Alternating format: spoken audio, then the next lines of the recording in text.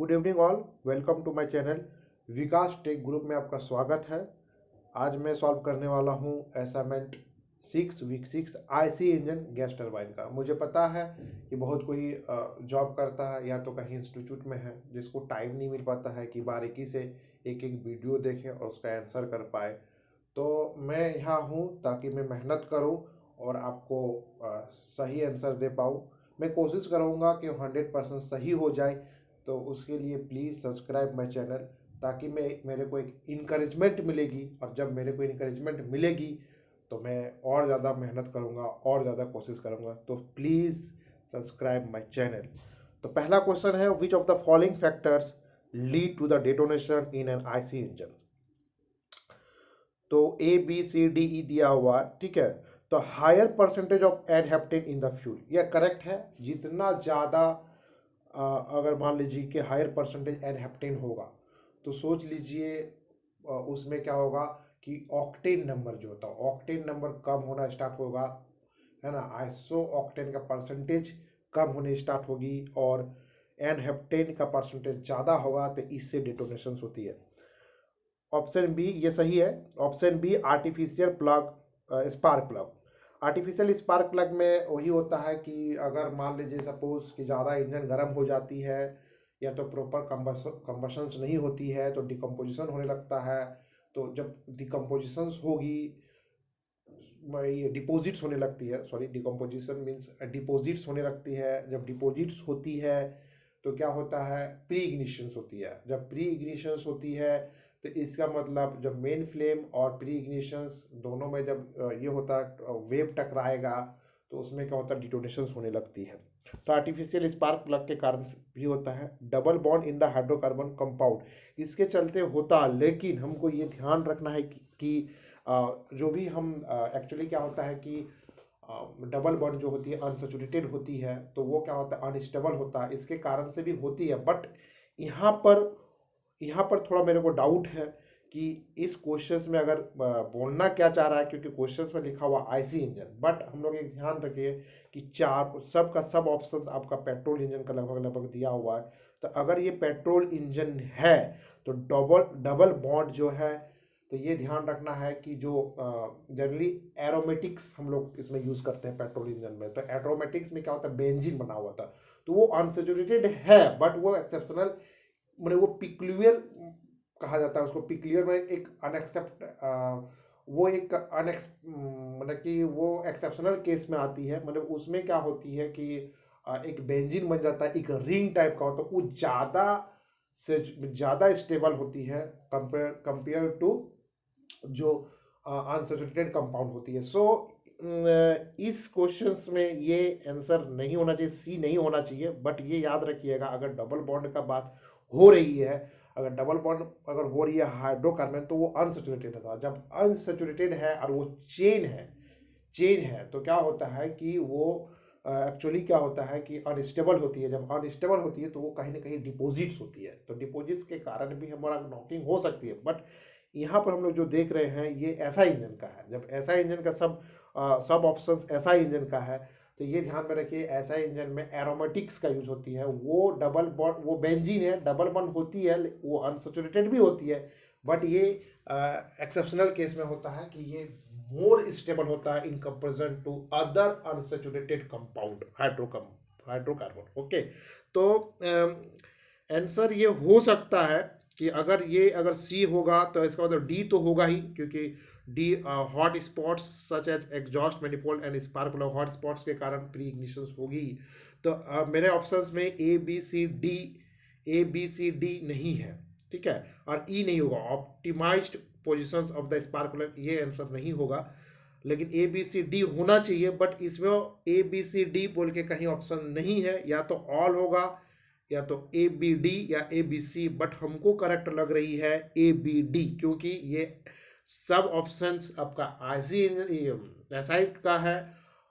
S I का है तो ये डबल बॉन्ड जो है ये मान के चलिए कि ये एरोमेटिक्स होगी तो मोर स्टेबल है। सो इसका आंसर ए बी डी मतलब ऑप्शन सी होना चाहिए।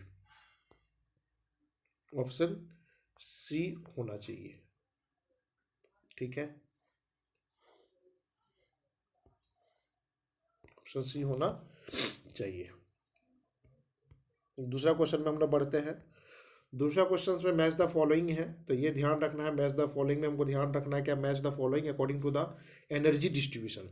तो ये समझ लेना है कि डिसिपेशन टू द सराउंडिंग्स, या तो एग्जॉस्ट जो होती है, एग्जॉस्ट होती है डिसिपेशन टू सराउंडिंग्स सबसे ज़्यादा होता है।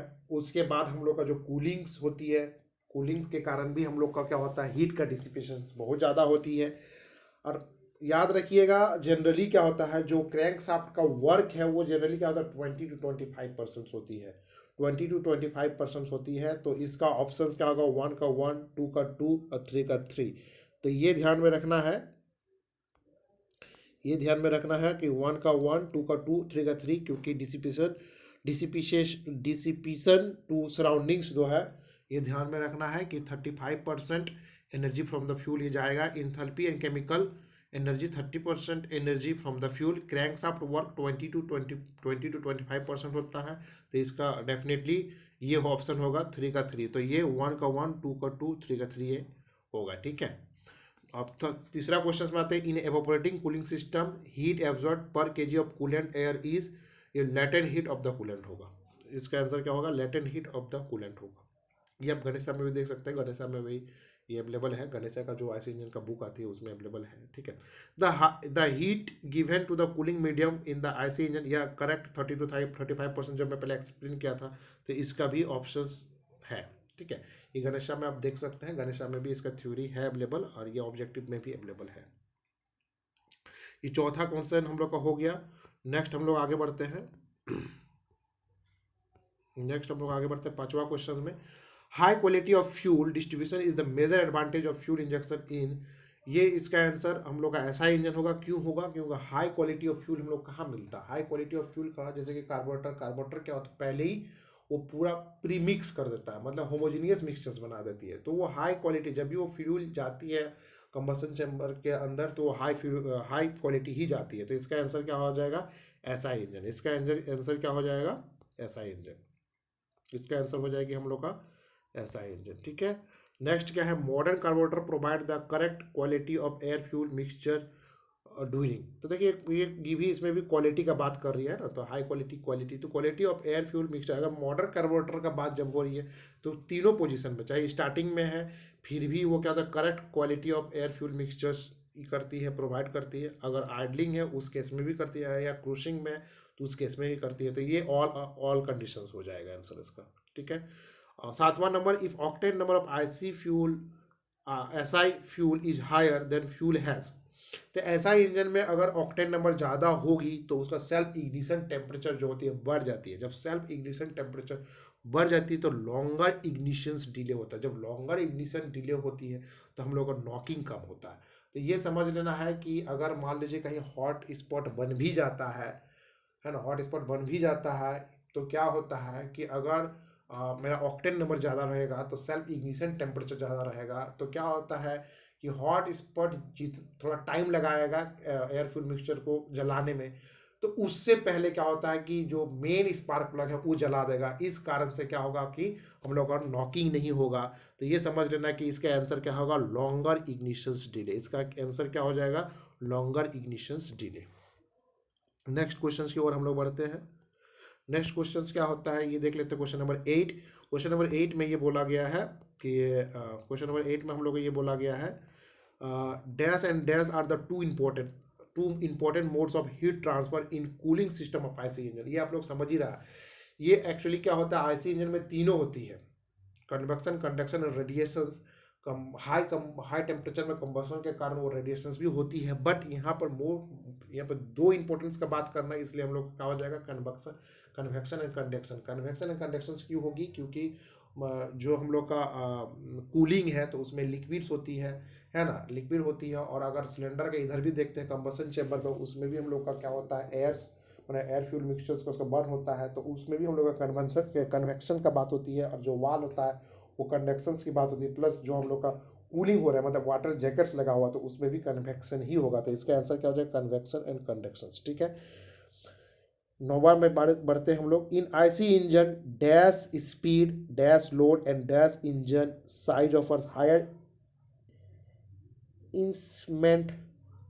Enhancement in the engine cooling characteristics. ये बिल्कुल हायर हायर तीनों में हायर होगा, high speed, high load, higher engine size. मेरे बोलने का मतलब ये है कि हाई स्पीड, अगर हाई स्पीड होगा तो जल्दी जल्दी हम लोग का कंबशन होगा, अगर जल्दी जल्दी कंबशन होगा तो टेम्परेचर बढ़ेगी, जब टेम्परेचर बढ़ेगी तो उसका हाई पोटेंशियल एक तरफ से हो जाएगा, मतलब कि बहुत ज़्यादा, हम लोग जानते हैं क्या, जितना ज़्यादा टेम्परेचर होगा उतना जल्दी हीट का लॉस होती है, तो हाई स्पीड में हो जाएगा। उसी तरह लोड में भी, लोड का बात है कि जितना ज़्यादा लोड होगा, अगर जितना ज़्यादा लोड होगा तब मेरा क्या होगा, फ्यूल का फ्यूल उतना ज़्यादा उसमें इजेक्ट होती है ना, उसमें इजेक्ट होती है, मतलब रिच मिक्सचर्स होती है, उतना ज़्यादा ब्लास्ट होगा, उतना ज़्यादा पावर होगी, तो उसमें भी गर्म होगी, बहुत ज़्यादा जब गर्म हो जाएगा तो इसमें भी हम लोग को ध्यान देना है कि इसमें भी क्या हो जाएगा कि जब हायर होती है तो इसमें क्या होगा, heat flow from higher potential to lower potential, जित उतना जल्दी जल्दी कूलिंग होती है। तीसरा इंजन साइज, इंजन साइज में मतलब क्या, एरिया, जैसे कि Q equal to H A delta T है ना, डेल्टा टी तो क्या होगा, किसी चीज़ का अगर एरिया मतलब बिग साइज होगा मतलब एरिया बढ़ रहा, अगर एरिया बढ़ रहा है तो हीट का जो होगा है ना, हीट का ट्रांसमिशन ज़्यादा होगा, तो इसका आंसर क्या होगा, बी है ना, हायर हायर तीनों में होगा। क्वेश्चन नंबर 10 में आते हैं, in a common rail diesel injection system the nozzle for each cylinder must be equal size in order to ensure constant discharge of fuel in each cylinder, होगा इसका answer. ठीक है, यही आंसर होगा, अगर थ्योरी में आप लोग पढ़िएगा तो इसका आंसर यही होगा। Thank you very much. Please subscribe my channel, please encourage me. आपका सब्सक्रिप्शन मेरे को इनकरेज करेगा, मैं ज़्यादा से ज़्यादा वीडियो बनाने का कोशिश करूँगा। Thank you very much.